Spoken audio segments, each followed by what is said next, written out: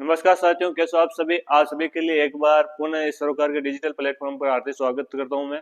और आज की क्लास के अंदर हमारे जो इकोनॉमी है थर्ड सेमेस्टर की, उसके अंदर हम जिसका एग्जाम कल आपके होने वाला है उसके कुछ इंपॉर्टेंट क्वेश्चन मैं आप सभी के बीच में लेके आया हूँ। तो शुरुआत करते हैं क्लास को। और आपसे रिक्वेस्ट है कि सबसे ज्यादा है जो आप क्लास को आपके दोस्तों के साथ भी है जो ग्रुप के अंदर शेयर करें। तो शुरुआत करते हैं क्लास की। और पहला क्वेश्चन रहेगा आपका, मार्केट असिस्टेंस अर्थात बाजार सहयोग क्या होता है।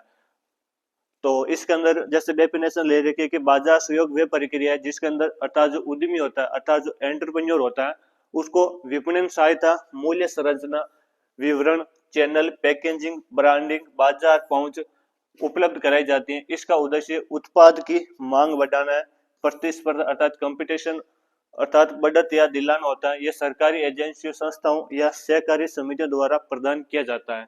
तो इसके बारे में जानना आप, जो बाजार सहयोग होता है वो क्या होता है कि हमारी जो भी उत्पाद है उसको है जो कंपटीशन बढ़ाना होता है, उसका मेन उद्देश्य आपका क्या होता है, मार्केट असिस्टेंस का होता है।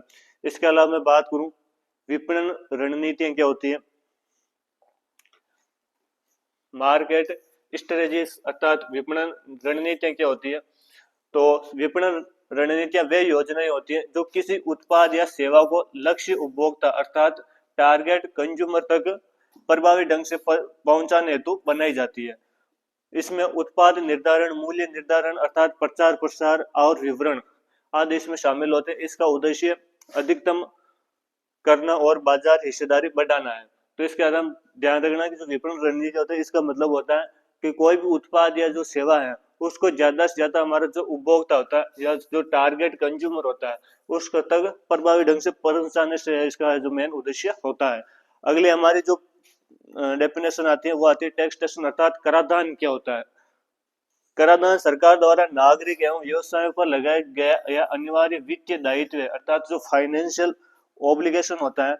इसके सरकार सार्वजनिक सेवाओं, अवसंरचना और मैं बात करूं विकास कार्य, राजस्व प्राप्त करती है। कराधान प्रत्यक्ष और अप्रत्यक्ष दोनों प्रकार से होता है।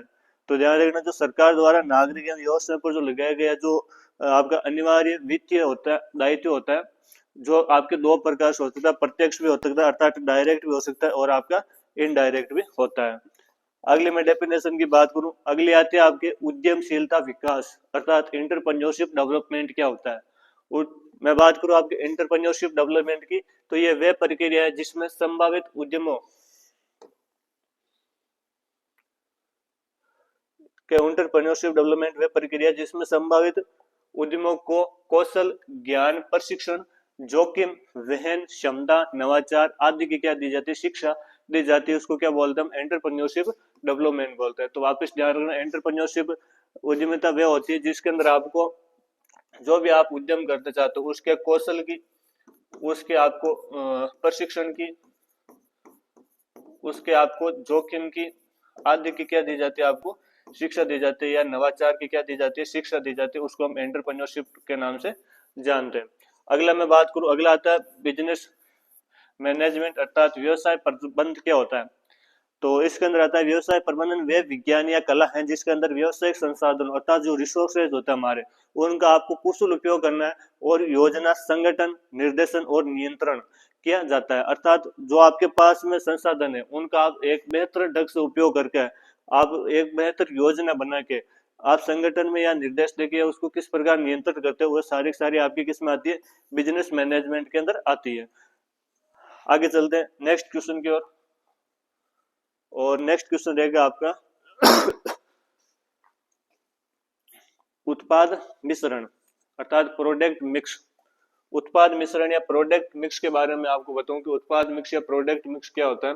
तो उत्पाद मिश्रण से तात्पर्य किसी कंपनी द्वारा बेचे गए सभी उत्पादों की कुल विविधता से है। इसमें उत्पादों की संख्या, श्रेणियां, गुणवत्ता और डिजाइन शामिल होते हैं। कि आपके जो भी उत्पाद है, उत्पाद के अंदर जो भी विविधता होती है इससे इसका क्या होता है, संबंध होता है। उत्पाद की कोई भी संख्या, श्रेणियां, गुणवत्ता है, डिजाइन आदि इसके अंदर क्या है, आपकी शामिल रहती है। अगला क्वेश्चन आता है मार्केट। मार्केट अर्थात बाजार या विपणन क्या होता है। तो बाजार की डेफिनेशन यहाँ पर आपको बतानी है कि बाजार वह स्थान होता है जहां पर खरीदार अर्थात बायर और विक्रेता अर्थात सेलर जो वस्तु अर्थात सेवाओं का क्या करते हैं, विनिमय करते हैं अर्थात एक्सचेंज करते हैं। ये एक भौतिक अर्थात डिजिटल आभासी दोनों रूप से हो सकता है, अर्थात भौतिक रूप से भी हो सकता है और डिजिटली आभासी रूप से भी हो सकता है। आभासी रूप से आप किस प्रकार, जैसे मोबाइल से हम करते हैं तो आपका आभासी टाइप का हो गया। हम मोबाइल से जो भी खरीदारी करते हैं, फ्लिपकार्ट है, अमेजोन है, मीशो वगैरह, वो कैसे होते हैं आपके आभासी या आपके, मैं बात करूं वर्चुअल मार्केट होता है। और मैं बात करूं आप कहीं पर जाके डायरेक्ट रूप से किसी चीज को लेते हैं तो वो आपके भौतिक या फिजिकल रूप में आता है। दोनों रूप में हो सकता है। यहाँ मांग और पूर्ति अर्थात डिमांड और सप्लाई मूल्य निर्धारण को क्या करती है, प्रभावित करती है। तो ध्यान रखना आपके बीच में कि मार्केट या विपणन क्या होता है। तो मार्केट या विपणन वह स्थान होता है जहां पर कोई भी वस्तु है उसके खरीदार भी रहते हैं और क्या रहते हैं, आपके विक्रेता भी रहते हैं। और उन दोनों के बीच में यदि किसी वस्तु को लेकर आदान प्रदान होता है तो उसको हम किसके नाम से जानते हैं, बाजार के नाम से जानते हैं। दो प्रकार से होता है आपका भौतिक भी हो सकता है और आभासी भी हो सकता है। चलते हैं नेक्स्ट क्वेश्चन की ओर। नेक्स्ट क्वेश्चन आपका चक्रवर्ती ब्याज, कंपाउंडिंग रेशियो या कंपाउंड रेशियो के नाम से इसको जानते हैं चक्रवर्ती ब्याज। कंपाउंडिंग वे वित्तीय प्रक्रिया है जिसमें ब्याज अर्थात इंटरेस्ट मूलधन में जोड़कर पुनः ब्याज उत्पन्न करता है। अर्थात मूलधन जो आपका प्रिंसिपल होता है, मूलधन के अंदर आप यदि इंटरेस्ट जोड़ दो और इन दोनों को मिला के यदि वो वापस ब्याज होता है, उसको हम किसके नाम से जानते हैं, आपके कंपाउंडिंग रेशियो अर्थात सीआई के नाम से जानते हैं। चक्रवर्ती प्रभाव अर्थात कंपाउंडिंग इफेक्ट कहा जाता है जिसकी अधिक अवधि उतनी तेज पूर्ण पूंजी वृद्धि भी होती है। अर्थात जो आपके टाइम जितना ज्यादा होगा उसका क्या रहता है, आपके ये ब्याज भी उतना ही ज्यादा रहेगा। अर्थात मैं बात, एक होता है सिंपल इंटरेस्ट, सिंपल इंटरेस्ट साधारण ब्याज, एक होता है आपका कंपाउंड इंटरेस्ट और चक्रवर्ती ब्याज। जो ब्याज का ब्याज होता है प्रिंसिपल और जो इंटरेस्ट को जोड़ के जो होता है वो आपका क्या होता है, कंपाउंड इंटरेस्ट होता है। अगला आता है आपका बुकिंग कीपिंग अर्थात बुक कीपिंग। बही खाता क्या होता है, बही खाता धन लेन देन अर्थात जो फाइनेंशियल ट्रांसमिशन होता है उसको व्यवस्थित और कालाक्रमिक रूप में दर्ज करने की प्रक्रिया है। यह लेखांकन अर्थात अकाउंटिंग को प्रारंभिक चरण है, व्यवसाय की वित्तीय स्थिति का आधार प्रदान करती है। अर्थात हम जो भी लेन देन करते हैं उसका जो भी हम किसी डायरी के अंदर या बुक के अंदर जो लेन देन करते हैं उसका टाइम कालाक्रमिक मतलब टाइम, और उसको जो व्यवस्थित रूप से जो लिखते हैं वो हमारा क्या होता है, आपका बही खाता होता है। अगला आता है आपका संकट प्रबंध। संकट प्रबंधन क्या है, तो इसमें आपके संगठन अचानक उत्पन्न समस्याएं, जोखिम, आपदाओं का क्या करते हैं, शीघ्रता से समाधान करते हैं। जो अचानक समस्या होती है या मैं बात करूं जोखिम होती है, आपदाएं होती है, उनका क्या किया जाता है, इसके अंदर प्रबंधन किया जाता है। इससे पूर्व योजना, त्वरित निर्णय और नियंत्रण इसके उपाय में क्या रहते हैं, शामिल रहते हैं। अगले आता है आपकी डेफिनेशन आती है कैपिटल। कैपिटल बोले तो पूंजी। पूंजी क्या होती है, पूंजी के बारे में आप लोगों को बताना है। यहाँ पर पूंजी की डेफिनेशन दे रखी है कि पूंजी वह आर्थिक संसाधन है जिसमें व्यवसाय उत्पादन अर्थात प्रोडक्शन, निवेश, इन्वेस्टमेंट और विकास के लिए उपयोग किया जाता है। ये वित्तीय पूंजी अर्थात फाइनेंशियल कैपिटल, भौतिक पूंजी फिजिकल कैपिटल और मानव पूंजी जो ह्यूमन कैपिटल होती है उसके रूप में हो सकती है। तो पूंजी किस किस रूप में हो सकती है, आपके भौतिक रूप से हो सकती है, एक वित्तीय पूंजी होती है और एक मानव पूंजी होती है। तीन रूप में हो सकती है। अगला आता है आपका प्लानिंग अर्थात योजना क्या होता है। सॉरी, प्लानिंग या योजना, योजना वे प्रबंधकीय प्रक्रिया है जिसमें भविष्य के लक्ष्यों, ऑब्जेक्ट्स को निर्धारण करके उन्हें प्राप्त करने के लिए कार्य योजना बनाई जाती है। इसमें संसाधनों का पूर्वानुमान, रणनीतियां और नीतियां क्या होती है, शामिल होती हैं। तो ध्यान रखना प्लानिंग या योजनाएं क्या होती है। प्लानिंग या योजना वे प्रबंध की एक प्रक्रिया है जिसमें भविष्य के जो लक्ष्य अर्थात ऑब्जेक्ट्स को निर्धारण करके उन्हें प्राप्त करने के लिए जो कार्य योजना चलाई जाती है उसको हम क्या बोलते हैं, एक्शन प्लान बोलते हैं। अर्थात आपका भविष्य के कोई भी लक्ष्य ऑब्जेक्ट्स हैं उसको लेकर जो आप कार्य योजना बनाते हैं उसको हम किसके नाम से जानते हैं, प्लानिंग के नाम से जानते हैं। अगला आता है आपका एंटरप्रेन्योर अर्थात उद्यमी क्या होता है। एंटरप्रेन्योर या उद्यमी की बात करूं तो उद्यमी वे प्रक्रिया है जो अवसर पहचान अर्थात आपकी जो अपॉर्चुनिटी आइडेंटिफिकेशन है वो कर नया व्यवसाय स्थापित करता है। तो उद्यमी अर्थात उद्यमी व्यक्ति वे होता है जो अपॉर्चुनिटी अर्थात आपके मैं बात करूं अवसर की पहचान करता है अपॉर्चुनिटी आइडेंटिफिकेशन करता है और उसके बाद में एक नए व्यवसाय की क्या करता है, स्थापित करता है या नए व्यवसाय की क्या करता है, शुरुआत करता है। ये जोखिम है अर्थात रिस्क लेता है, नवाचार अर्थात इनोवेशन और संसाधनों का संयोजन करने में भी क्या रहता है, सक्षम होता है। अगली डेफिनेशन आती है हमारी प्रोजेक्ट आइडेंटिफिकेशन अर्थात प्रोजेक्ट की पहचान। प्रोजेक्ट पहचान अर्थात मैं बात करूं प्रोजेक्ट आइडेंटिफिकेशन क्या होता है, तो प्रोजेक्ट पहचान वह प्रक्रिया जिसमें उद्यमी बाजार मांग तकनीक और व्यवहार्यता टेक्निकल जो फैसिलिटीज होती हैं और संसाधनों की उपलब्धता और आधार पर संभावित परियोजना की पहचान करता है। तो इसको हम किसके नाम से जानते हैं, प्रोजेक्ट आइडेंटिफिकेशन के नाम से जानते हैं। अगला आता है आपका प्रोजेक्ट रिपोर्ट।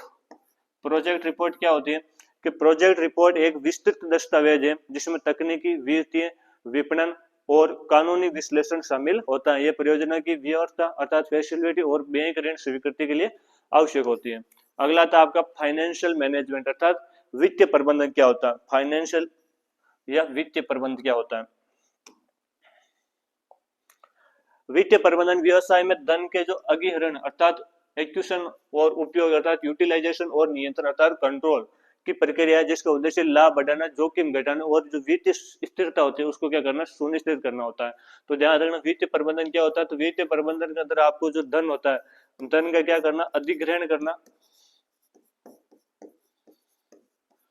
धन का अधिग्रहण करना। इसके अलावा आपका जो उपयोगिता अर्थात यूटिलाइजेशन है, उपयोग सुनिश्चित करना और जो आपका जोखिम होता है उसको क्या करना, कम करना होता है। तो ये आपकी क्या होती है, धन फाइनेंशियल या वित्त प्रबंधन कहलाती है जिसका मेन उद्देश्य क्या होता है, आपका लाभ का बढ़ाना होता है, जोखिम घटाना होता है, जो वित्त स्थिरता होती है उसको क्या करना होता है, सुनिश्चित करना होता है। अगला आता है आपका एंटरप्रेन्योरशिप मैनेजमेंट, उद्यम प्रबंधन क्या होता है।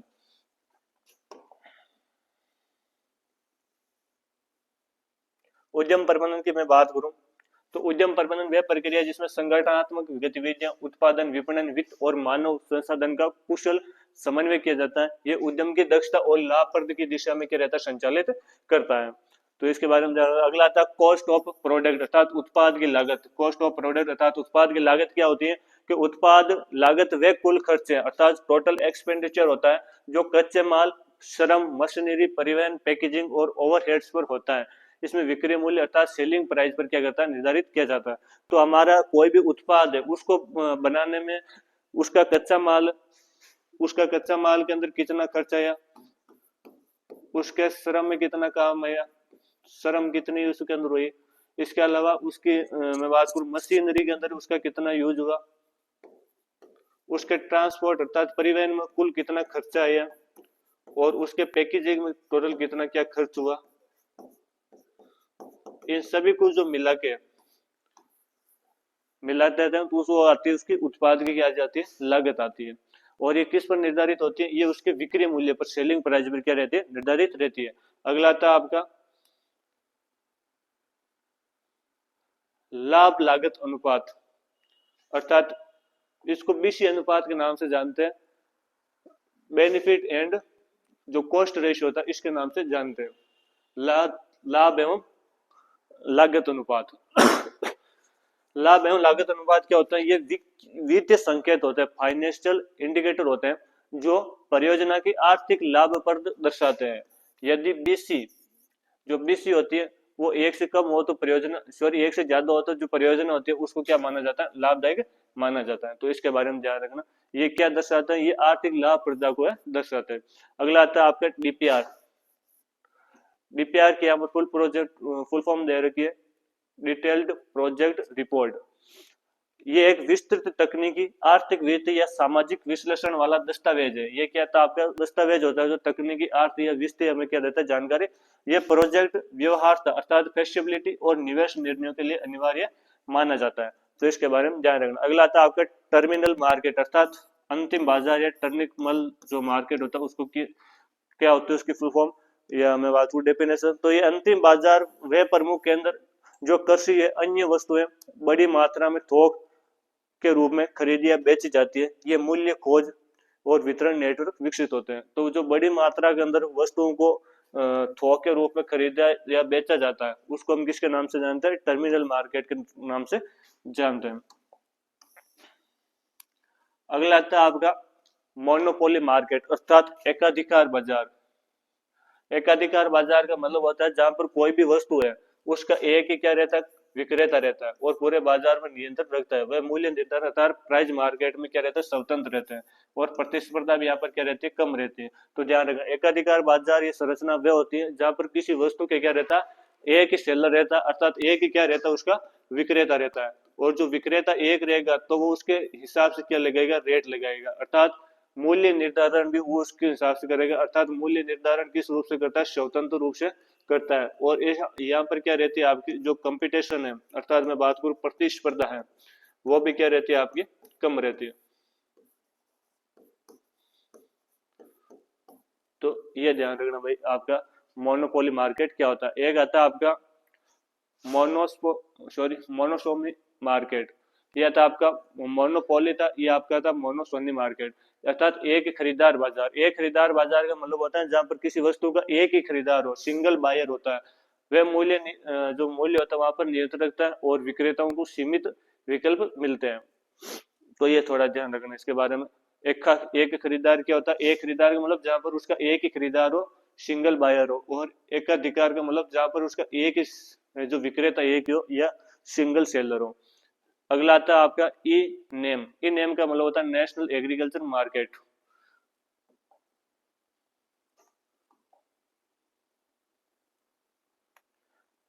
ई नेम ये एक एकीकृत ऑनलाइन कृषि बाजार मंच है।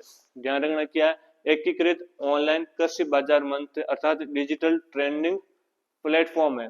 किसानों को पारदर्शी मूल्य, राष्ट्रीय बाजार अर्थात जो नेशनल मार्केट लिंकेज होती है और ये नीलामी की भी क्या देता है, सुविधा देता है। अगला आता है आपका कॉन्ट्रैक्ट फार्मिंग अर्थात अनुबंध खेती। अनुबंध खेती वह प्रणाली है जो किसान और क्रेता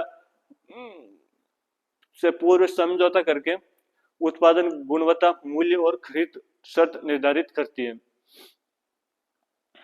और ये जोखिम कम कर कृषि आय को क्या करती है, स्थिर बनाती है। अगले आता है आपका लेबर टर्नओवर अर्थात जो लेबर का कारोबार होता है उसको किस नाम से जानते हैं, लेबर टर्नओवर। तो जो श्रम कारोबार वह दर है या वह रेट होती है जिस पर कर्मचारी संगठन छोड़ते हैं या नए कर्मचारी क्या करते हैं, जुड़ते हैं। श्रम उच्च श्रम कारोबार संगठन में अस्थिरता व उत्पादकता में कमी को दर्शाते हैं अर्थात जितने ज्यादा श्रम हो गए वहां पर अस्थिरता भी क्या रहेगी, उतनी ज्यादा रहेगी। उत्पादकता में भी क्या आती है, वहां की कमी आती है, प्रोडक्टिविटी में क्या आती है, कमी आती है। आगे चलते हैं। अगला जो क्वेश्चन है वो आएगा आपका राइट डिफरेंट द फॉलोइंग अर्थात 5 से मैंने यहाँ पर 4 से 5 आपको है जो अंतर लिखने होते हैं इनके बीच में। तो यहाँ पर पहला दे रखा है entrepreneurship management versus project management. उद्यम प्रबंध और परियोजना प्रबंध क्या है, इन दोनों के बीच में आपको अंतर बताना है। तो बता रखा है कि एंटरप्रेन्योरशिप जो मैनेजमेंट होता है ये लॉन्ग टर्म प्रक्रिया, कैसी है आपकी, लॉन्ग टर्म प्रक्रिया।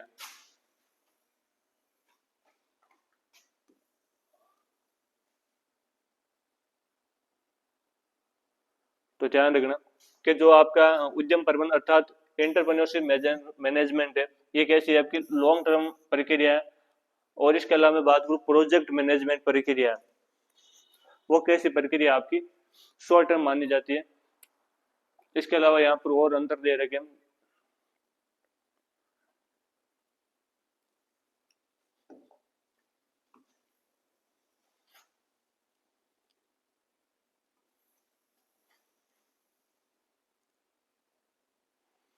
देखो देखिए अगला आता है आपका किसी पूरे संस्थान अर्थात एंटरप्रेन्योरशिप के संचालन, संगठन, नियंत्रण व संसाधन प्रबंधन पर क्या रहते हैं, केंद्र रहती है।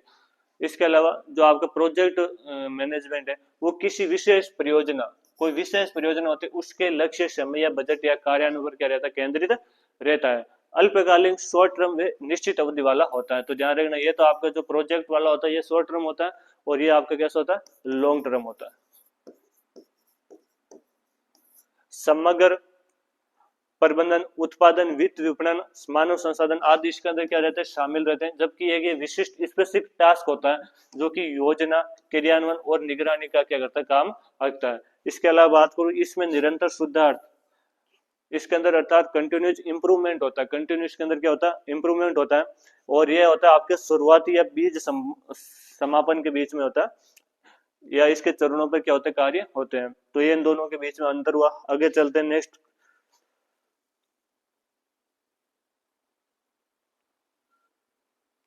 इसमें अगला अंतर दे रखा है आपका direct production cost versus indirect production cost, अर्थात प्रत्यक्ष लागत उत्पाद और अप्रत्यक्ष लागत उत्पाद के बीच में इसमें अंतर दे रखा है।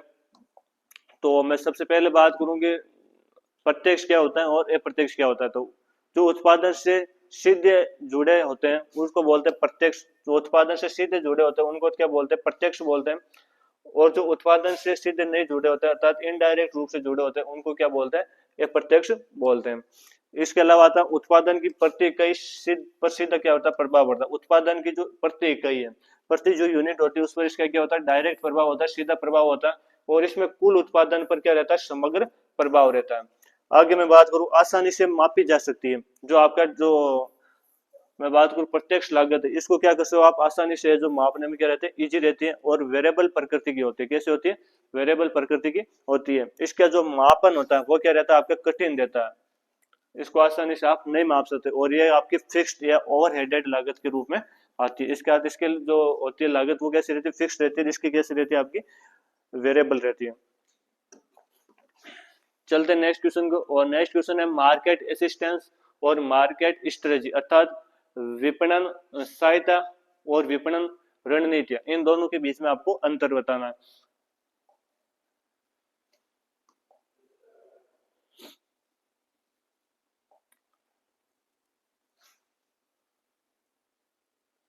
तो बात करें विपणन मार्केट की, पहले बात करते हैं विपणन मार्केट क्या होता है, अर्थात विपणन असिस्टेंट।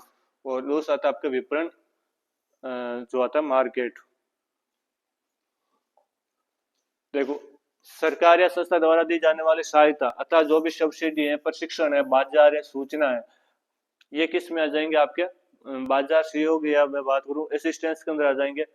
उत्पाद बेचना, स्ट्रेटजी, प्रोडक्ट, पैलेस, प्राइस और फॉर्मेशन, अर्थात इसके अंदर उत्पाद बेचने तो 4P आएंगे।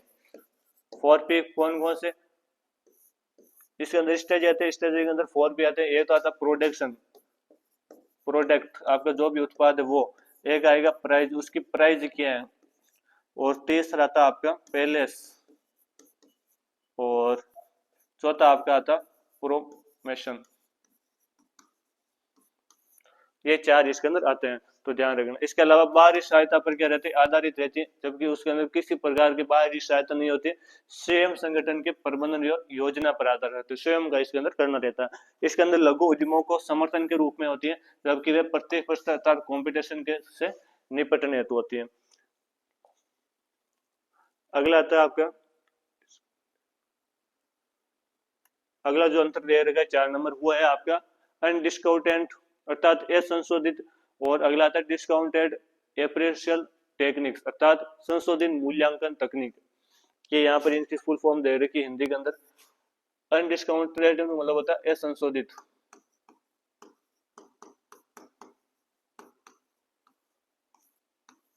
और आपका जो डिस्काउंटेबल होता है या डिस्काउंटेड होता है उसका होता है संशोधित।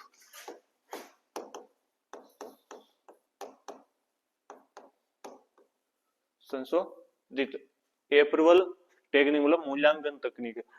बात करें दोनों के अंदर क्या डिफरेंट रहता है, तो सबसे पहले बात करें आपके असंशोधित की, और उधर बात करेंगे हम किसकी, संशोधित की।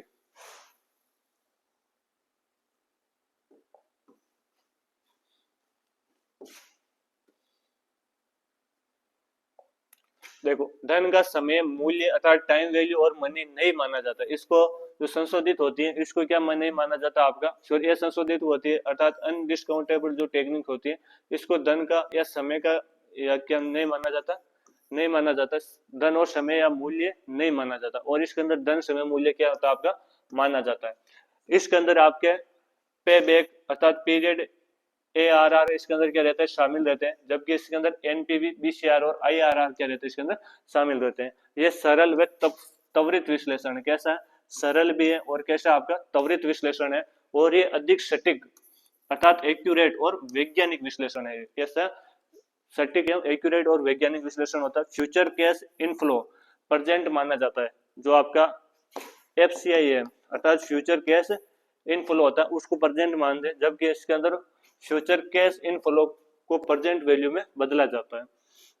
तो ये दोनों के बीच में अंतर हुआ। अगले में अंतर की बात करूं, अगला आता है आपका entrepreneurship development versus business management अर्थात उद्यमिता विकास और जो व्यवसाय प्रबंधन होता है, अर्थात एंटरप्रेन्योरशिप डेवलपमेंट और बिजनेस मैनेजमेंट, इन दोनों के बीच में आपको अंतर बताना है। एंटरप्रेन्योरशिप डेवलपमेंट अर्थात उद्यमिता विकास,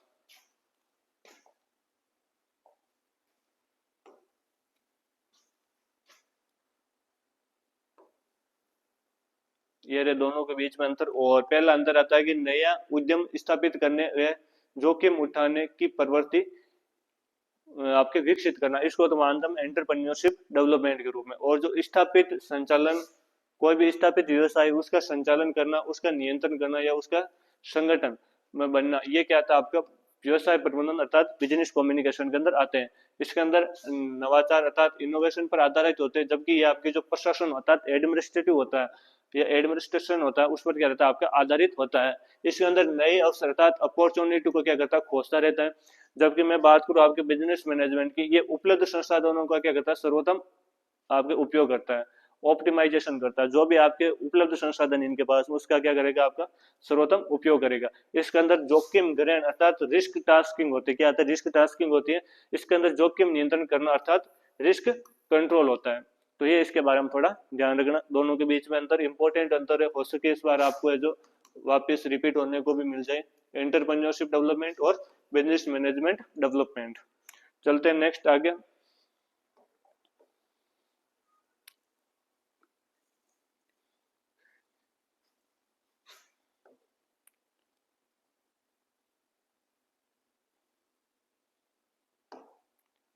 कंप्लीट बुडेग सॉरी बुडेगेटिंग वर्सेज पर्टिकल बुडेगेटिंग अर्थात पूर्ण बजटिंग क्या होती है और अपूर्ण बजटिंग क्या होती है, इन दोनों के बीच में आपको अंतर बताना है।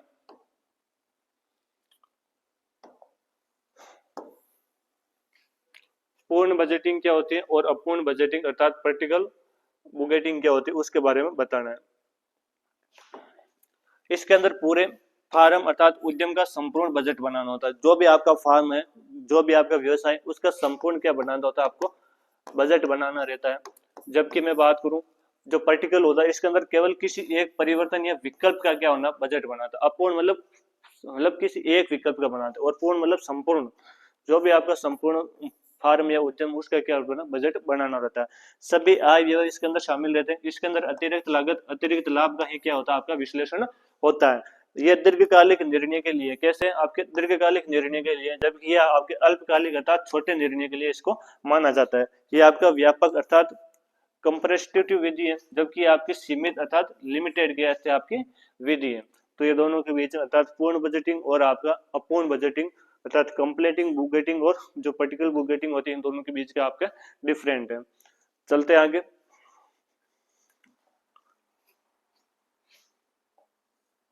ये दो तीन अंतर और इधर दे रखे हैं। जैसे जो कंप्लीट जो बुगेटिंग होती है उसके अंदर आपको कम निवेश कम रोजगार क्षमता का क्या रहता है, कम निवेश होता है आपका, कम रोजगार क्षमता होती है इसके अंदर, और उत्पादन क्षमता भी क्या रहती है इसकी सीमित रहती है। और इसकी जो टेक्नोलॉजी होती है वो क्या रहती है सरल रहती है। इसके अंदर रिस्क रहता है, जोखिम होता है वो क्या रहता है आपका कम रहता है। इधर मैं बात करूं आपके अपूर्ण बजटिंग की या पर्टिकल बजटिंग की, तो अधिक निवेश रहता है, अधिक रोजगार क्षमता भी क्या रहती है अधिक रहती है, उत्पादन क्षमता भी क्या रहती है बड़ी रहती है, टेक्नोलॉजी भी क्या रहती है आपकी मॉडर्न टेक्नोलॉजी, हम बात करूं उन्नत टेक्नोलॉजी होती है, इंप्रूव टेक्नोलॉजी होती है। और रिस्क है जो आपके पूर्ण बजटिंग की तुलना में इसके अंदर क्या रहता है आपका रिस्क भी क्या रहता है अधिक रहता है। अब चलते हैं नेक्स्ट क्वेश्चन की ओर।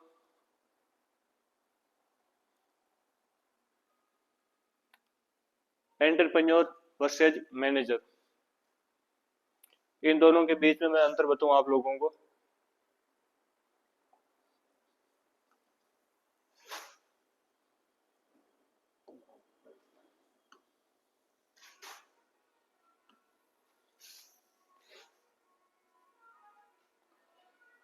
इसके अंदर होता है कि यह नया व्यवसाय शुरू करना रहता है। यहाँ पर क्या करता है, आपका नया व्यवसाय शुरू करना रहता है, जबकि यहाँ पर जोखिम वहन अर्थात जो रिस्क होता है वो भी क्या रहता है, आपका वहन करता होता है। जो बेयर होता है उसको रिस्क होता है। ये पहले से स्थापित व्यवसाय को चलाना होता है। प्रबंधन का मतलब होता है उद्यम का या एंटरप्रेन्योरशिप का मतलब होता है कोई भी आप नया बिजनेस स्टार्ट करते हो तो वहां पर आप यदि जो वहन करता है उसको जोखिम उठाना पड़ेगा। ये निर्णय लेने में स्वतंत्र होता है अर्थात इनोवेशन अर्थात नवाचार भी उसके अंदर लाता है। और मैनेजमेंट अर्थात प्रबंधन का मतलब होता है पहले से यदि कोई व्यवसाय चल रहा है तो उसको मैनेजमेंट करना क्या कहलाता है, आपका प्रबंधन कहलाता है। यहाँ पर जोखिम नियंत्रक होता है अर्थात जोखिम यहाँ पर फिक्स कंट्रोल होता है जोखिम पर। और यहाँ पर कोई भी निर्णय लेने के लिए स्वतंत्र नहीं होते बल्कि कैसे होता है आपकी नीति के अनुसार यहाँ पर क्या लिया जाता है, निर्णय लिए जाते हैं। रिसोर्सेस का इफेक्टेंट उपयोग होता है, जो रिसोर्स होता है उसका इफेक्टेंट क्या होता है, प्रयोग होता है। अगला आता है आपका कंपाउंडिंग एंड डिस्काउंटिंग अर्थात कंपाउंडिंग का मतलब होता है संचयीकरण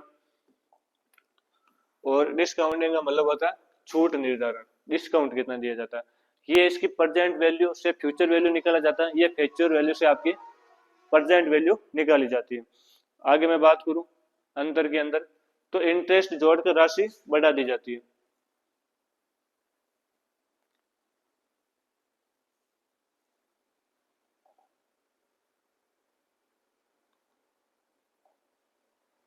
कंपाउंडिंग अंदर क्या होता है कि इसके अंदर जो आपका प्रिंसिपल होता है उसके अंदर आपका क्या जोड़ दिया जाता है, इंटरेस्ट जोड़ दिया जाकर इस राशि को क्या कर देता है, आपका बढ़ा दी जाती है।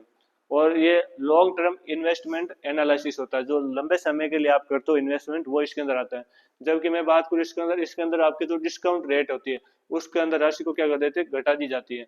और प्रोजेक्ट आपके मैं बात करूँ एपर्शल में क्या जाता है, इसका यूज किया जाता है। ये दोनों के बीच में आपका हुआ भाई। अगला आता है आपका संपूर्ण अर्थात असंपूर्ण बाजार, perfect market versus imperfect market. संपूर्ण बाजार क्या होता है और असंपूर्ण बाजार क्या होता है, इन दोनों के बीच में आपको अंतर बताना है। संपूर्ण बाजार होता है यहाँ पर खरीदार विक्रेता बहुत अधिक होते हैं, यहाँ पर किसी चीज के खरीदार भी बहुत ही ज्यादा मिलेंगे, आपको विक्रेता भी मिलेंगे। असंपूर्ण के अंदर क्या होता है, जो आपके बायर और जो सेलर होते हैं वो क्या होता है, लिमिटेड होते हैं। किसी चीज के क्रेता भी सीमित होते हैं और विक्रेता भी क्या रहते हैं, सीमित रहते हैं। अर्थात सेलर और जो बायर होते हैं वो क्या दोनों लिमिटेड रहते हैं। ये एक समान मूल्य अर्थात यूनिफॉर्म प्राइस होती है, जबकि अलग अलग मूल्य अर्थात जो प्राइस होती है वो इसकी क्या रहती है, आपकी अलग अलग रहती है। इसके अलावा मैं बात करूँ प्रोडक्शन होमोगेंस होता है इसके अंदर, जबकि इसके अंदर जो प्रोडक्ट होता है वो डिफरेंटेड होता है। और ये इंटर अर्थात एग्जिट प्राइस, ये इंटर अर्थात बैरियर अर्थात जो मौजूद प्राइस होती है उस पर क्या होता है, निर्भर रहता है। आगे चलते हैं। अगला था आपका जो अंतर है नेक्स्ट पेज पर दे रखा है, नियमित बाजार और अनियमित अर्थात रेगुलर और अनरेगुलर जो बाजार होते हैं उनके बारे में आपको बताना है।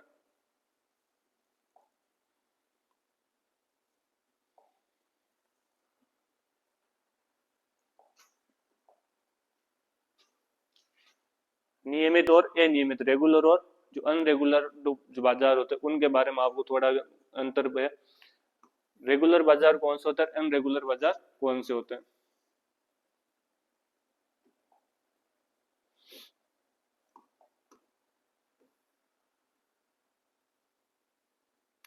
चलो अंतर की बात करूं तो पहला आता है सरकार एजेंसी द्वारा क्या रहता है, नियंत्रण रहता है। जो रेगुलर जो मार्केट होता है वो किसके द्वारा, कोई भी सरकार द्वारा या कोई भी एजेंसी उसके द्वारा क्या रहता है, नियंत्रण रहता है।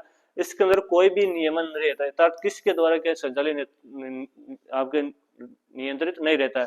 ये तुलनात्मक या पारदर्शिता अर्थात उचित मूल्य पर क्या रहता है, आधारित होता है। ये इसमें मूल्य के अंदर क्या रहता है, आपका हेरफेर होता है। इससे बिचौलियों का बाजार भी कहते हैं, क्या जाता है बिचौलिए होते हैं उनके बाजार को भी कहते हैं। जबकि ये एपीएमसी अर्थात मंडियों का उदाहरण है।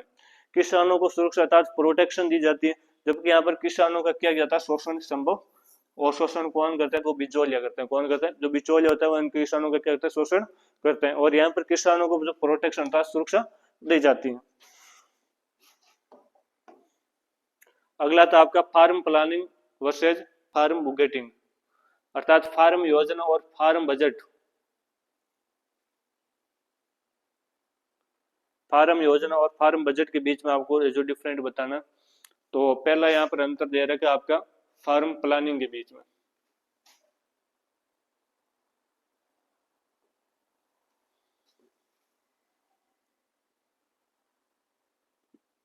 फार्म प्लानिंग और फार्म योजना, मैं बात करूं आपकी फार्म प्लानिंग की, तो फार्म प्लानिंग क्या होती है और फार्म आपकी बजटिंग क्या होती है। तो फार्म का भविष्यात्मक कार्य योजना, ये क्या, फार्म का कोई भी भविष्यात्मक कार्य अर्थात जो फ्यूचर कार्य योजना होती है वो बनानी होती है। इसके अंदर क्या क्या करना होता है, आपको जो भी फार्म आप स्थापित कर रहे हैं उस फार्म के अंदर क्या क्या चीज होनी चाहिए, कौन क्या पर स्थापित करनी है, वो सारी इसके अंदर योजना बनाई जाती है। तकनीकी और आर्थिक पहलू होता है, जो आपका बजट होता है उसका क्या होता है, तकनीकी और आर्थिक पहलू होता है। और लॉन्ग टर्म प्लानिंग होती है, कैसे होती है आपकी लॉन्ग टर्म, आपकी क्या होती है, लंबे समय के लिए क्या होती है, प्लानिंग होती है। इसके अंदर शॉर्ट या लॉन्ग टर्म, सॉरी मैं बात करूं बुकेटिंग अर्थात फार्म बजट, फार्म का बजट क्या होना चाहिए, तो निर्धारित योजना का वित्तीय विश्लेषण है। आपने जो भी योजना बताई है, आपने जो भी फार्म प्लानिंग की योजना बताई उसका वित्तीय अर्थात उसका आर्थिक कितना क्या खर्च आएगा वो उसका क्या होता है, इसके अंदर विश्लेषण होता है।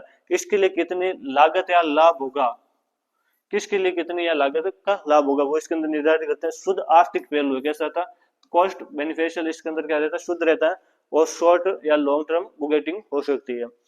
अगला मैं अंतर की बात करूं, अगला अंतर है आपका फिक्स्ड कॉस्ट और वेरिएबल कॉस्ट, निश्चित लागत और परिवर्तन परिवर्तनीय लागत, इन दोनों के बीच में आपका अंतर देखना है।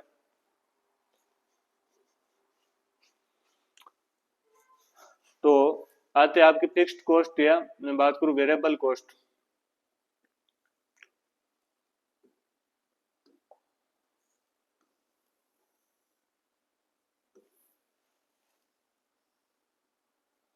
देखो फिक्स्ड कॉस्ट का मतलब क्या होता है, उत्पादन बदलने से नहीं बदलती। यदि आप कोई भी प्रोडक्ट इसके अंदर बदलते हो तो इसकी जो कॉस्ट है लागत है वो नहीं बदलती है, जबकि इसके अंदर उत्पादन बढ़ने या घटने से इसकी जो लागत होती है वो क्या होती है, बढ़ती है, अर्थात परिवर्तनशील होती है, वेरिएबल टाइप की होती है।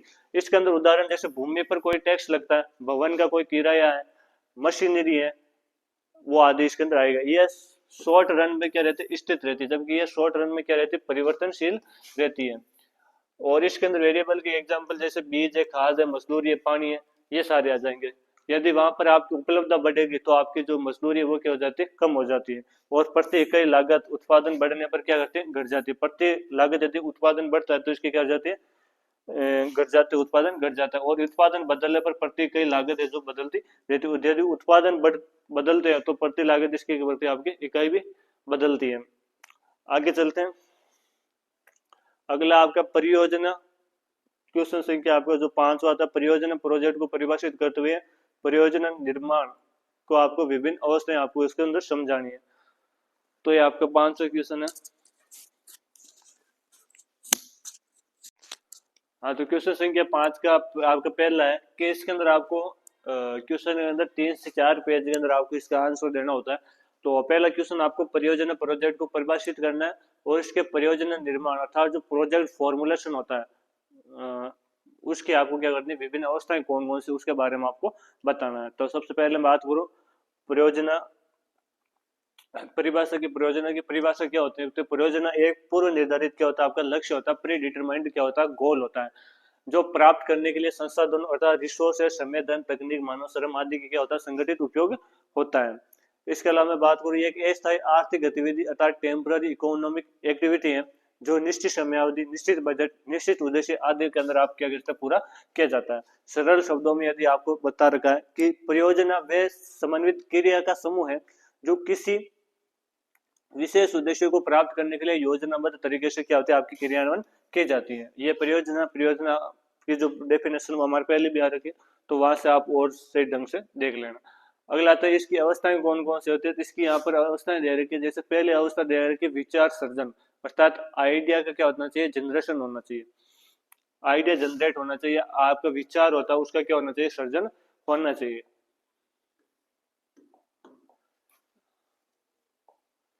इसे प्रोजेक्ट आइडेंटिफिकेशन स्टेज भी कहते हैं। क्या होता है, प्रोजेक्ट आइडेंटिफिकेशन अर्थात जो आपकी आपका परियोजना उद्देश्य है या उसकी परियोजना की क्या होनी चाहिए, आपको पहचान होनी चाहिए। ये उद्यमिता अपनी क्षमता, कौशल, संसाधनों, बाजार का मांग, अध्ययन, व्यवहारिक आदि पर क्या रहता पैदा, जैसे डेयरी यूनिट है, आटा चक्की, कोल्ड स्टोरेज है, टिश्यू कल्चर आदि यूनिट इसके अंदर आती है। अगली आती है प्रारंभिक छंटाई अर्थात प्राइमरी सीक्वेंसिंग या आइडिया स्क्रीनिंग, जो क्या होता है उसके बारे में देखते हैं। तो पहले आते कोई भी परियोजना व्यवहारिक है या नहीं है, इसका आपको प्रारंभिक परीक्षण करना होता है। और बाजार मांग, तकनीक, उपलब्ध क्या होती है, कंपटीशन कितना है, क्या लागत आदि मूल्य आयोग इसके अंदर आते हैं। अगला आता है आपका तकनीकी विश्लेषण था टेक्निक एनालिसिस। टेक्निकल एनालिसिस या टेक्निक एनालिसिस क्या होता है, इसमें निम्न बिंदु का अध्ययन करते हैं। जैसे आता उत्पादन तकनीक, प्रोडक्शन टेक्नोलॉजी। दूसरा था आपका कच्चा माल, रो माल, आपका मटेरियल, जो कच्चा माल होता है रॉ मटेरियल कौन सा होता है वो। और मशीनरी का चयन अर्थात जो मशीनरी होती है उसका किस प्रकार सिलेक्शन करना है। उत्पादन क्षमता, इंस्टॉल्ड जो कैपेसिटी होती है उसके बारे में। लेआउट डिजाइनर अर्थात प्लांट लेआउट और मानव संसाधन अर्थात ह्यूमन रिसोर्सेज आदि इसके अंदर क्या रहते हैं, शामिल रहते हैं। अगला था आपका आर्थिक एवं वित्तीय विश्लेषण। कौन सा था आपका आर्थिक एवं वित्तीय विश्लेषण। तो इकोनॉमिक फाइनेंशियल एनालिसिस। तो इसके अंदर कौन कौन से टॉपिक आएंगे, एक तो आएगा आपका पूंजी आवश्यकता अर्थात कैपिटल रिक्वायरमेंट कौन सी होती है वो आएगी इसके अंदर। दूसरा आएगा आपका लागत अनुपात अर्थात कॉस्ट एस्टिमेशन क्या होता है वो आता है। लाभ हानि विश्लेषण अर्थात प्रोफिटेबिलिटी एनालिसिस होता है लाभ हानि उसको आएगा। दूसरा आएगा निवेश पर प्रतिफल अर्थात रिटर्न ऑफ इन्वेस्टमेंट। और एक आएगा आपका ब्रेक इवन पॉइंट अर्थात बीईपी होता है वो इसके आते हैं। तो इसके चार प्रमुख क्या वो होते हैं आपके पहलू होते हैं, या मैं बात करूं इसकी चार क्या होती है अवस्थाएं होती है, स्टेज होती है। पहले हमने बताया विचार जनरेशन अर्थात आइडिया जनरेशन। दूसरी होती है इसकी प्रारंभिक छंटाई अर्थात तो तीसरी होती है आपकी तकनीकी विश्लेषण टेक्निक एनालिसिस। और चौथी होती है आपके आर्थिक विश्लेषण अर्थात इकोनॉमिकल फाइनेंशियल। चलते हैं नेक्स्ट क्वेश्चन की ओर। सॉरी दो तीन अवस्था इधर और दे रखी। पहले आते हैं आपके बाजार विश्लेषण, मार्केट का भी आपको एनालिसिस होना चाहिए। इसके अलावा आता है सामाजिक एवं पर्यावरणीय विश्लेषण सोशल एंड इन्वायरमेंटल एनालिसिस। अगला आता है परियोजना report preparation of detailed project report जिसको डीपीआर के नाम से जानते हैं वो भी आपको बनानी चाहिए। और इसके अंदर कौन कौन से तत्व शामिल है जैसे कार्यकारी सारणी तकनीकी आपके विवरण है वित्तीय संरचना लाभ एवं हानि कार्य योजना वो आदि इस पर आता है। और बैंक से जो ऋण लिया था वो भी इस पर आपका स्वीकृत होता है। यदि आपसे किसी प्रकार से कोई भी बैंक से ऋण लेते हैं तो जो ऋण लेते हैं तो उसके आपको कौन कौन सा है जो आपका प्रयोजन है उसके अंदर क्या है कि आपने योजना कितनी चीज कहाँ पर इन्वेस्ट की कितने रुपए कहाँ पर तो वो सारा विवरण होता है। और वो आप जो ऋण लेते हैं वो इसी चुकारी योजना या मैं बात करूँ परियोजना रिपोर्ट है डीपीआर होती है उस पर क्या रहता है आपका शामिल होता है। यदि आपने किसी ने एनएलएम योजना होती है जो नेशनल लाइव स्टॉक मिशन होता है उस किसी ने यदि इसका लाभ लिया तो उसको पता अच्छे से पता हो गया डीपीआर चीज क्या होती है ना।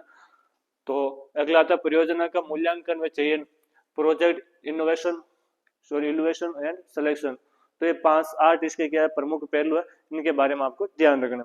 आगे चलते हैं नेक्स्ट क्वेश्चन की ओर। नेक्स्ट क्वेश्चन है कृषि आधारित उद्यमों में संचयन योजना एवं परियोजना रिपोर्ट निर्माण की प्रक्रिया।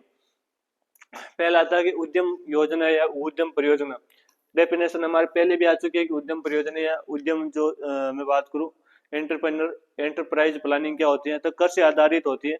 ए ग्रुप बेस्ड इंडस्ट्रीज होती है जैसे डेयरी फ्लोर मिल आटा मिल है ऑयल मिल है कोल्ड स्टोरेज है मशरूम यूनिट है ओजोला यूनिट है जैव उर्वरक बायो फर्टिलाइजर यूनिट है आदि इसके अंदर आती है। आवश्यकता योजना संसाधन बजट बाजार आदि मानव संसाधनों का क्या होता है नियोजन होता है। अब आते हैं उद्यम योजना की प्रक्रिया क्या होनी चाहिए। तो सबसे पहले आपको उद्योग का चयन करना है कि आपको किस प्रकार का उद्यम करना है। सिलेक्शन ऑफ एंटरप्राइज आपको किस प्रकार का क्या करना है उद्यम करना उद्यम का आपका क्या करना है आपको उसका चयन करना है। दूसरी चीज स्थानीय चयन अर्थात साइट सिलेक्शन कच्चा माल कहाँ से आएगा श्रमिक बिजली पानी आदि की उपलब्धता कहाँ से रहेगी आदि स्थान का क्या करना चाहिए चयन करना चाहिए। आपका जो भी उद्यम है वो ऐसे स्थान पर आपको करना चाहिए जहाँ पर आपको आसानी से कच्चा माल प्राप्त हो जाए श्रमिक आसानी से मिल जाए वहां पर बिजली और पानी की व्यवस्था भी क्या हो अच्छी हो वहां पर आपको क्या करना चाहिए उद्यम स्थापित करना चाहिए। अगला आता है टेक्निक व्यवस्था अर्थात टेक्निकल अरेंजमेंट क्या होता है वो देखना चाहिए। तो मशीनरी उपकरण उत्पादन गुणवत्ता नियंत्रण आदि पर क्या आपको ध्यान देना चाहिए। अगला आता है आपका विपणन योजना अर्थात मार्केटिंग प्लानिंग तो जिसके अंदर आपका प्रोमोशन है आपका डिस्ट्रीब्यूशन है और आपकी प्राइसिंग है अर्थात मूल्य निर्धारण है, वो आदेश के अंदर आपकी विपणन योजना के अंदर आ जाएंगे। अगला आता है आपका मानव संसाधन योजना, ह्यूमन रिसोर्सेज प्लानिंग HRP।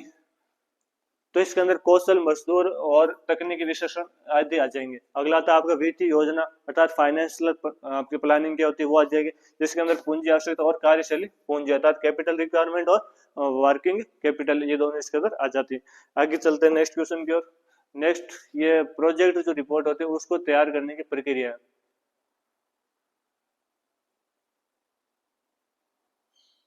जिसमें सबसे पहले आएगा आपका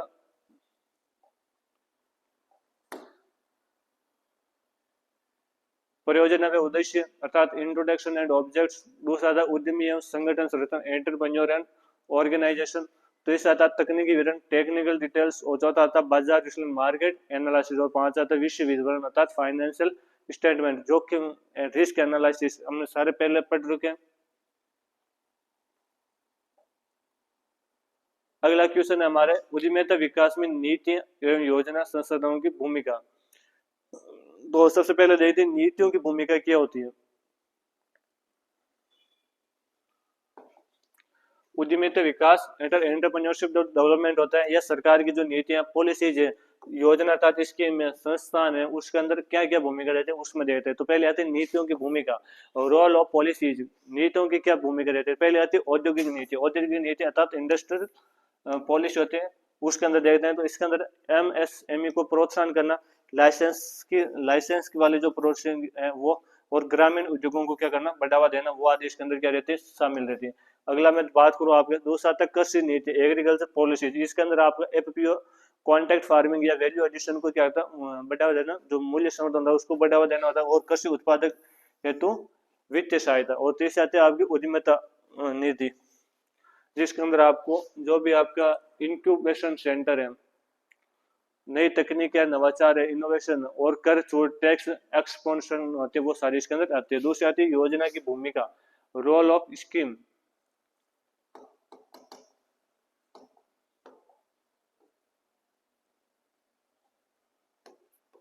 रोल ऑफ स्कीम जिसके अंदर आता है आपके प्रधानमंत्री, ई का मतलब होता है एंटरप्रेन्योरशिप जनरेट प्रोग्राम, प्रधानमंत्री रोजगार सृजन कार्यक्रम जो होता है। इसके अंदर बैंक से आप लोन भी ले सकते हो और सब्सिडी भी ले सकते हो। ग्रामीण शहरी क्षेत्रों में उद्यम संस्थान उद्यम आप क्या कर सकते हो स्थापित कर सकते हो। इसके लिए आपको बैंक क्या देती है, लोन भी देती है और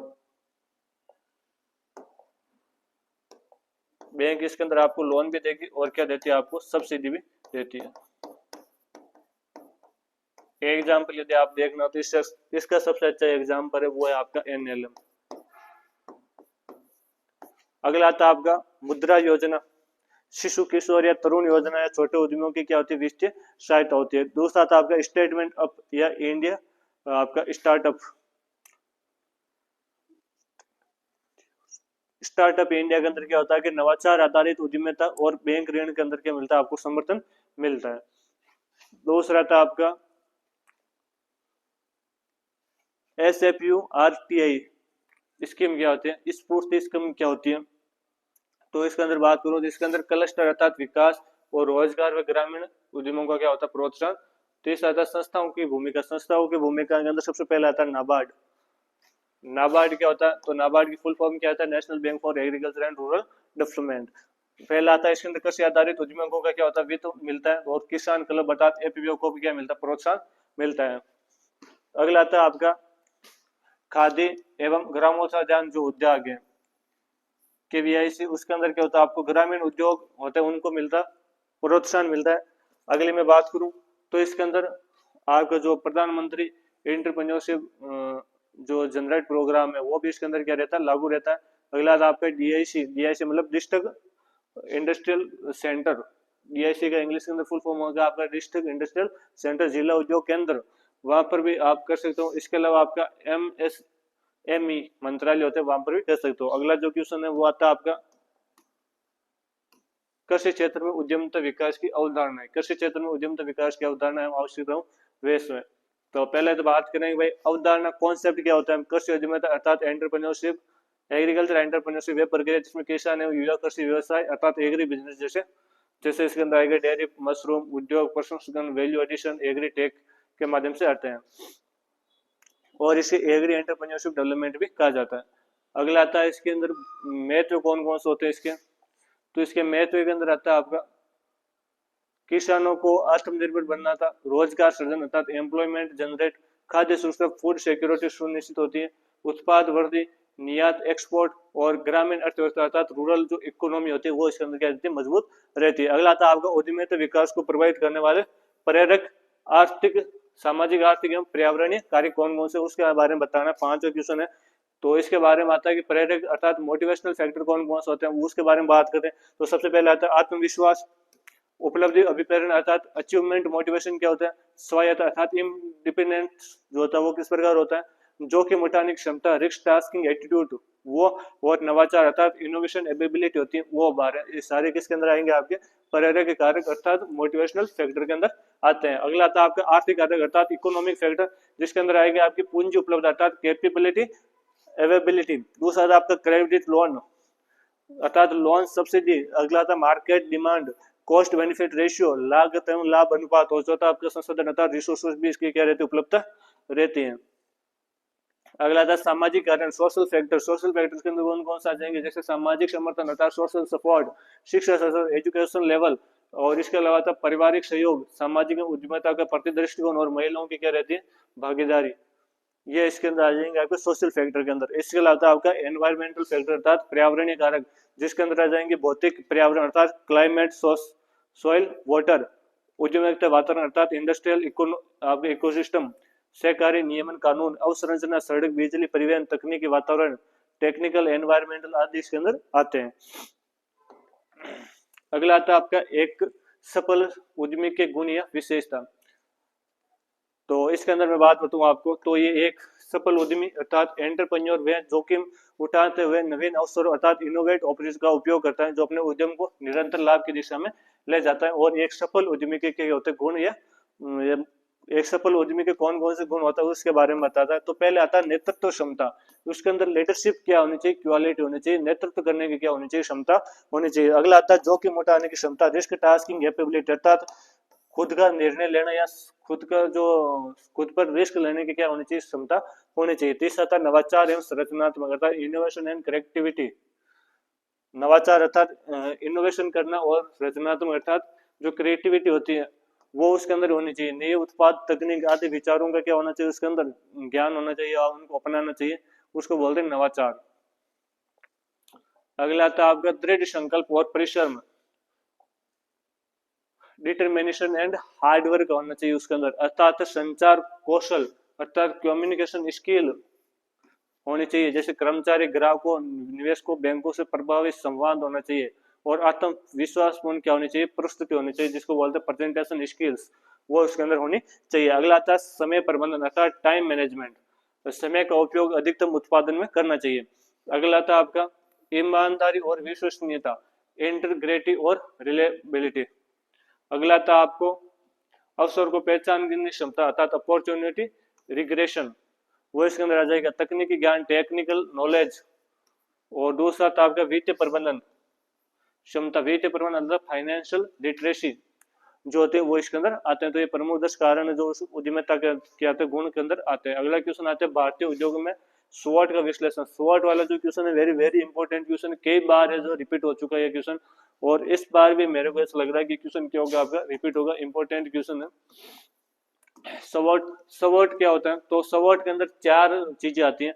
पहला आता है स्ट्रेंथ अर्थात ताकत होनी चाहिए, स्वॉट क्या होता है SWOT, तो स्वॉट का मतलब होता है स्ट्रेंथ अर्थात ताकत होनी चाहिए। विशाल कृषि क्षेत्र, दूसरा आता है आपके विविध जलवायु क्लाइमेटिक डाइवर्सिटी, दूसरा आता है आपका सस्ती श्रम लो लेबर कॉस्ट और हाई डोमेस्टिक डिमांड, अच्छा उच्च घरेलू जो मांग होती है आदि की क्या रहनी चाहिए, स्ट्रेंथ रहनी चाहिए।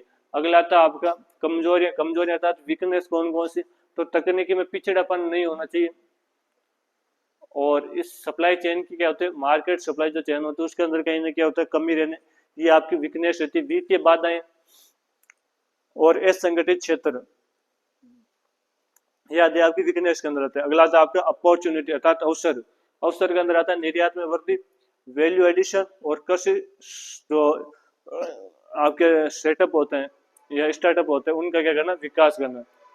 अगला आता है आपका थ्रेट्स, थ्रेट्स का मतलब होता है खतरे, जिस खतरे किस प्रकार होते हैं, ये तो जलवायु परिवर्तन का हो सकता है, एक आपका जो वैश्विक प्रतिस्पर्धा है वो हो सकती है, तीसरी आती है आपकी नीति अस्थिरता, आयात में बदलाव, प्राकृतिक आपदाएं आदि इसके अंदर क्या हो सकती है आपकी, हो सकती है। अगला क्वेश्चन 8 नंबर, विपणन प्रबंधन में विभिन्न प्रकार के बाजार, के बाजार कौन कौन से होते हैं, विपणन प्रबंधन के अंदर बाजारों का क्या रोल होता है, उनके बारे में आपको बताना है। तो पहला आता है विपणन मार्केट में बाजार के विभिन्न आधार वर्गीकरण किया जाता है। पहला गया उसको भौगोलिक आधार पर अर्थात ऑन ज्योग्राफिकल बेसिस पर इसको क्या गया, वर्गीकृत किया गया है। तो ज्योग्राफी बेस के आधार पर जो बाजार होते हैं वो 3 प्रकार के होते हैं। पहला आता है स्थानीय बाजार अर्थात लोकल मार्केट, जो आपके गांव के अंदर वो रहते हैं, जैसे सब्जी है, दूध है, अनाज आदि के लिए होता है। दूसरा था आपका राष्ट्रीय बाजार, जो नेशनल मार्केट होते हैं, देश भर में उपलब्ध उत्पाद के लिए। एक होते हैं इंटरनेशनल मार्केट, जो निर्यात आधारित होते हैं। अगला आता है आपका प्रतिस्पर्धा के आधार पर, वो तो हमारी ज्योग्राफी के आधार पर, ये आपके प्रतिस्पर्धा के आधार पर। इंपॉर्टेंट क्वेश्चन है, रिपीट हो सकता है। ऑन कंपटीशन बेसिस के आधार पर। तो आता पूर्ण प्रतियोगी बाजार, पूर्ण प्रतियोगी बाजार वे बाजार होता है जहां पर कई एक वस्तु के लिए कई सारे क्या रहते हैं, विक्रेता रहते हैं या क्या रहते हैं, क्रेता रहते हैं समान उत्पाद के लिए। और अगला आता है अल्पाधिकार, अल्पाधिकार मतलब पूरे उत्पादक बाजार और उद्योग। एक आता है एकाधिकार अर्थात मोनोपोली, एक आता है ओलिगोपोली, एक विक्रेता लेकिन कोई प्रतिस्पर्धा नहीं होते हैं। यहाँ पर ये मूल्य भी क्या रहते हैं, स्वतंत्र रूप से लगाते हैं, मूल्य में क्या रहते हैं, स्वतंत्र रहते हैं। अगला आता है खरीदार विक्रेता के प्रकृति के आधार पर। पहला था आपका उपभोक्ता, उपभोक्ता अर्थात कंज्यूमर मार्केट, सम्मान अंतिम उपभोक्ता को बेचा जाता है, सम्मान होता है सिद्ध अंतिम उपभोक्ता को बेचा जाता है, उसके बाद कहीं नहीं जाता। एक अगला औद्योगिक अर्थात इंडस्ट्रियल मार्केट, कच्चा माल होता है वो कहाँ कारखानों में जाना, ये क्या आता है आपका इंडस्ट्रियल बाजार के अंदर आता है। एक आता है लेन देन की प्रकृति के आधार पर, एक आता है थोक बाजार, एक आता है आप जो मुद्रा सॉरी खुदरा मार्केट होता है उसके अंदर आता है रिटेल मार्केट और होलसेल मार्केट। बड़ी मात्रा में लेन देन होता है, खुदरा मात्रा के अंदर क्या होता है, छोटी मात्रा के अंदर लेन देन होता है, रिटेल और होलसेल जिसको नाम जानते हो ना, ये सॉरी ये नाम होलसेल, इससे हमें डब्ल्यू क्या रहता है, साइलेंट रहता है, होलसेल नाम है। अगला आता है आपका वित्तीय प्रबंधन अर्थात फाइनेंशियल मार्केट या बही खाता, बुक कीपिंग एवं कराधान, जो टैक्सेशन होता है इसके बारे में आपको बताना। तो मैं बात करूं जो वित्तीय प्रबंधन होता है इसके बारे में आपको है कि वित्तीय प्रबंधन वह प्रक्रिया जिसमें उद्यम के धन अर्थात फाइनेंशियल प्राप्ति अर्थात एजुकेशन, उपभोग अर्थात यूटिलाइजेशन और नियंत्रण अर्थात कंट्रोल वैज्ञानिक तरीके से किया जाता है। अर्थात यहाँ जहां पर ये तीनों चीजें वैज्ञानिक ढंग से करते हैं उसको बोलते हैं वित्तीय प्रबंधन। क्या बोलते हैं, वित्तीय फाइनेंशियल मैनेजमेंट, फाइनेंशियल मैनेजमेंट में इसके नाम से जानी जाती है, जहां पर ये तीनों चीज क्या करते हैं, आसानी से करते हैं। और क्या उद्देश्य क्या होता है, लागत कम करना और प्रॉफिट अधिक करना। अगला आता है बही खाता, बही खाता का आता है बुक कीपिंग, ये वही वित्तीय लेन देन फाइनेंशियल ट्रांसमिशन है जो दैनिक रूप से लिखने और वगैरह करने पर क्या रहता है, संधारित करने और बही खाता के रूप में दस्तावेज होते हैं।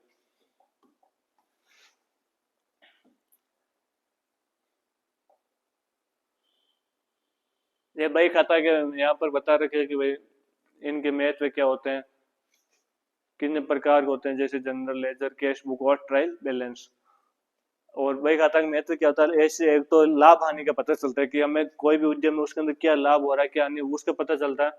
आपके जो टैक्स होता है उसका निर्धारण आसानी से हो सकता है जिसको आप डीपीआर बोलते हैं। इसके अलावा बैंक ऋण के लिए भी क्या रहता है आपका आवश्यक रहता है।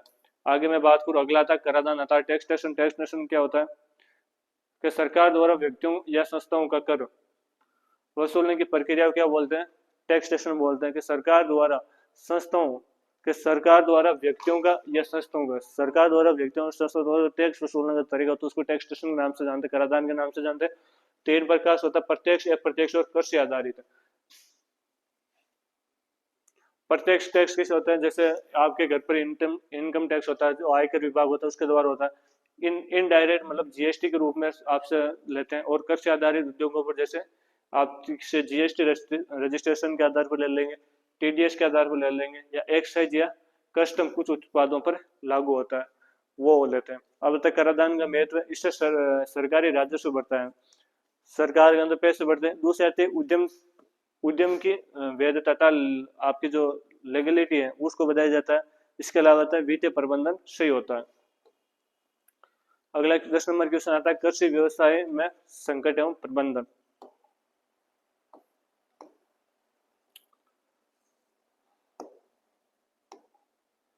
संकट एवं प्रबंधन की बात करो तो इसके अंदर आता है आपका, वैसे संकट या प्रबंधन की परिभाषा पहले तो अचानक उत्पन्न हो गए ऐसे प्रतिकूल परिस्थितियां अर्थात एडवर्स जो स्ट्रेस होते हैं, ऐसी प्रतिकूल परिस्थितियां एडवर्स स्ट्रेस जो नियंत्रण कम तापमान या समाप्ति की प्रक्रिया या व्यवस्था को होने वाले नुकसान से बचाया जा सकता है, क्या कहलाता है आपका संकट प्रबंधन, यह कहलाता है। इसके अलावा कृषि व्यवसाय में प्रमुख संकट कौन कौन से, कारण कौन कौन से, इसका प्रबंधन आदि रणनीतियों के बारे में आपको बताना है। तो पहला आता है कच्चा माल का संकट का, आपका कच्चा माल होता है आपका जो रॉ मटेरियल होता है उसका संकट हो सकता है आपके, और इसके कारण क्या हो सकता है कि मौसम परिवर्तन, फसल खराबी, आपूर्ति श्रृंखला क्या होती है, सप्लाई चेन होती है वो डिस्ट्रीब्यूशन हो जाती है, बाधित हो जाती है। ठीक है, इसके अलावा आता है आपका उत्पाद संकट अर्थात प्रोडक्शन जो संकट है वो क्या होता है। तो इसके अंदर आता है कि मशीनरी खराब हो रही, कोई भी मशीन खराब हो जाती है जिसके कारण कुशल श्रमिकों की कमी और बिजली पानी की समस्या के कारण आपका क्या हो सकता है, उत्पाद कम हो सकता है या उत्पाद के अंदर संकट आ सकता है। अगला आता है आपका नेतृत्व संकट। नेतृत्व संकट होता है लीडरशिप जो आता है वो, इसका कारण क्या आता है कि निर्णय में लेन देन में देरी, टीम संघर्ष और अनुभव में क्या होती है कमी, ये आपके क्या होता है लीडरशिप संकट के अंदर कमी आती है। अगला आता है आपका बाजार संकट अर्थात मार्केट रिस्क। कारण क्या होता है कीमतों में उतार बढ़ाव, प्रतिस्पर्धा और उपभोक्ता मांग क्या होना, कम होना, जो डिमांड होती है वो कम हो जाती है, तो आपके बाजार संकट आ जाता है। अगला था आपका वित्तीय संकट। वित्तीय संकट आता है मतलब पूंजी की कमी, पूंजी की कमी होती है जिसको बोलते हैं वित्तीय संकट। ऋण वापस नहीं करना और बकाया भुगतान, ये आते आपके किस में आते हैं वित्तीय संकट के अंदर। प्राकृतिक संकट, प्राकृतिक संकट मतलब नेचुरल, जिसके अंदर कोई बाढ़ तूफान आ गया, कीट रोग आ गया, या कोई भी जलवायु परिवर्तन हो गई, तो आदि के कारण उत्पाद या बात को रॉ मटेरियल नहीं मिलना, आदि क्या आ जाता है प्राकृतिक संकट के अंदर आ जाता है। अगले आता है आपका अदर इंपॉर्टेंट डिफरेंस। कुछ इंपॉर्टेंट आपके इसके अलावा डिफरेंट भी दे रखे और कुछ क्वेश्चंस भी दे रखे, तो उन दोनों के बीच में आप देख सकते हो।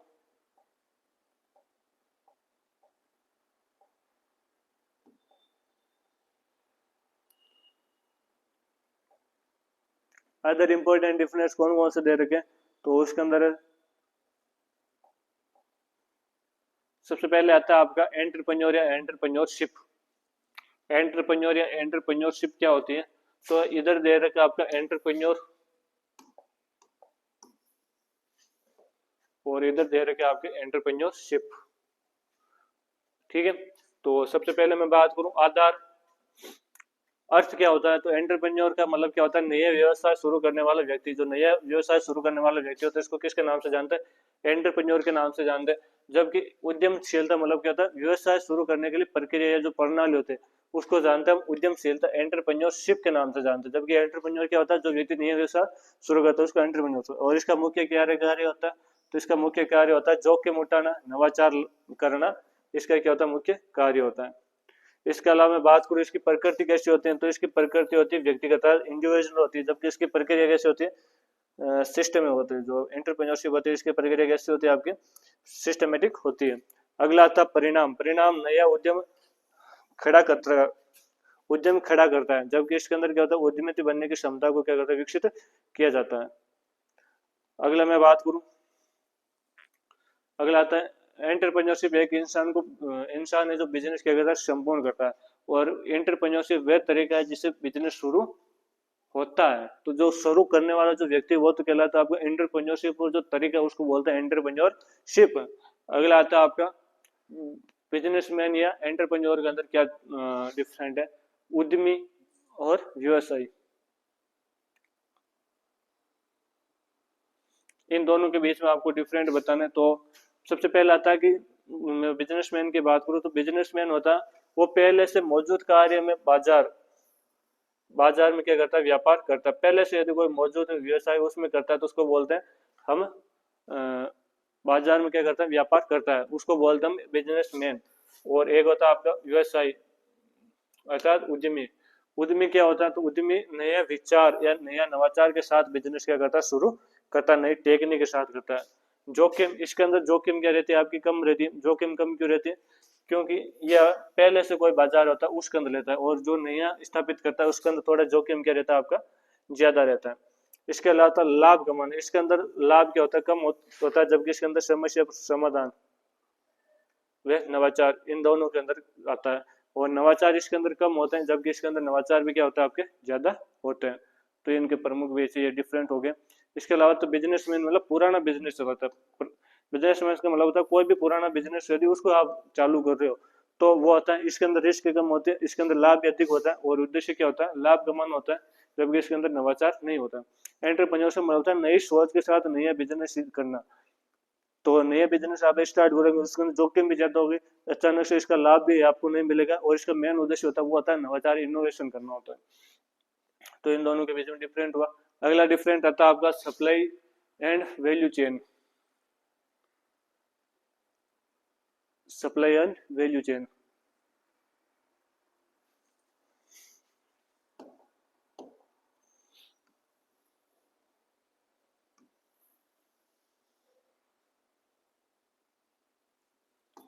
इसके अंदर आता है ग्राहकों तक सामान पहुंचाना। सप्लाई का मतलब होता है ग्राहकों तक सामान पहुंचाना, क्या कहलाता है, सप्लाई कहलाता है।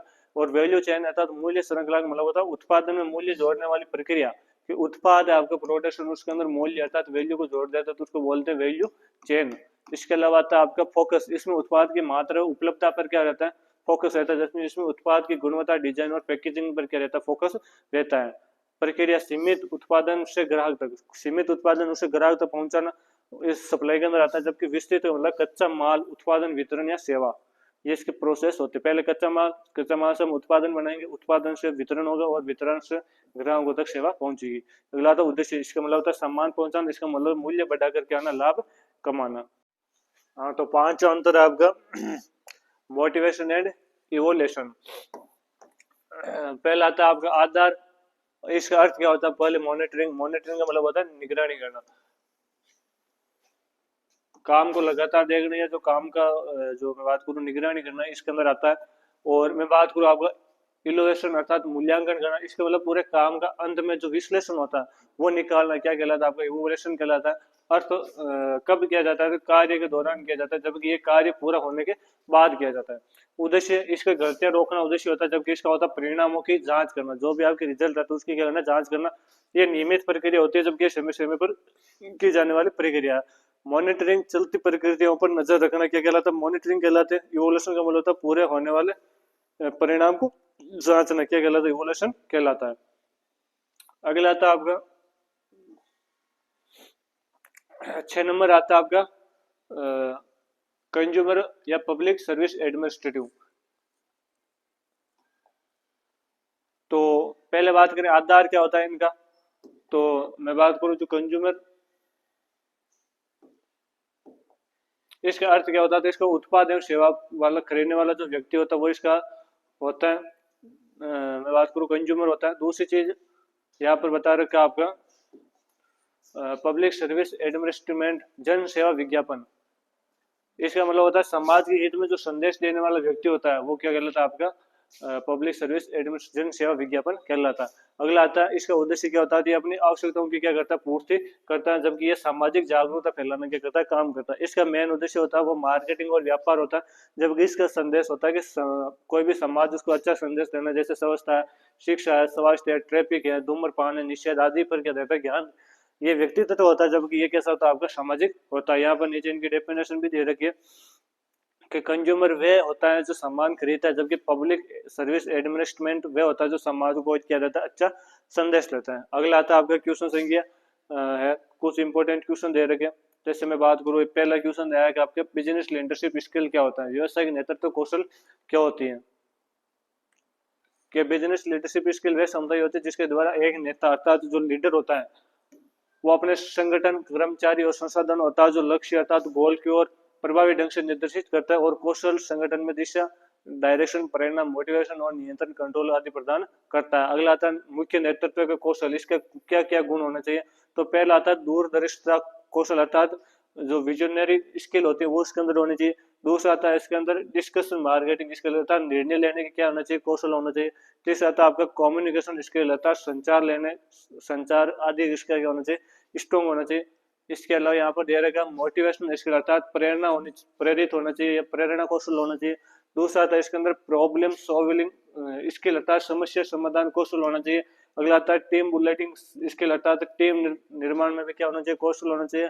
अगला आता है टाइम मैनेजमेंट, अर्थात समय निर्धारण में भी क्या रहना चाहिए। और अगला आता है एडेबिलिटी, अर्थात अनुकूलन क्षमता भी उसकी क्या होनी चाहिए, अच्छी होनी चाहिए। अगले मैं क्वेश्चन की बात करूं तो अगला क्वेश्चन आता है 3 और आता उद्यमियों के प्रकार।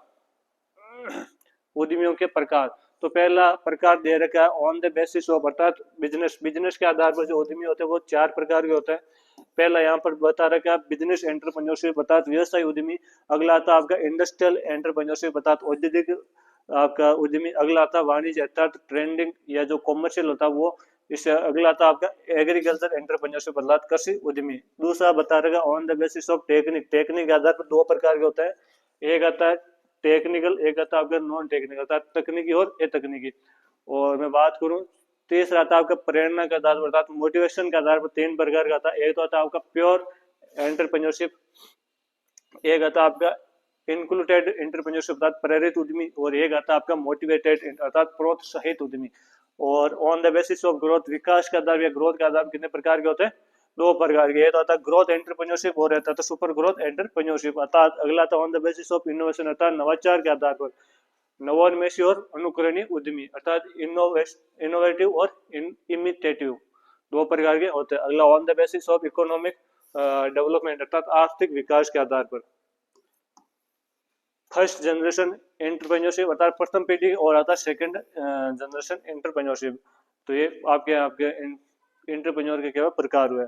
अगला आता है short analysis, short analysis important question है, मैंने पहले भी इसको आपको करवा दिया था। शॉर्ट एनालिसिस क्या होता है एक बार देख लेते इसको भी।